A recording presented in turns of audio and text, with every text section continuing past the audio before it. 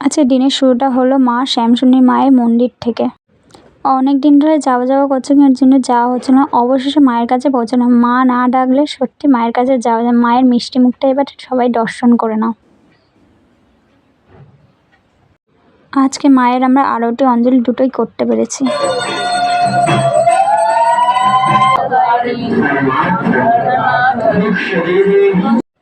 মায়ের মিষ্টি মুখটা দেখে এত ভালো লাগছিল না।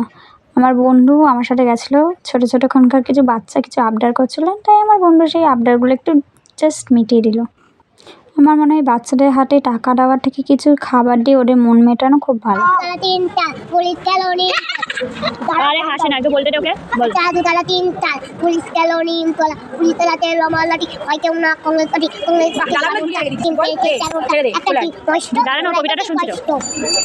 কিউট কিউট বাচ্চাদের সঙ্গে সময় কাটিয়ে খুব ভালো। মা তোমার কাছে আবার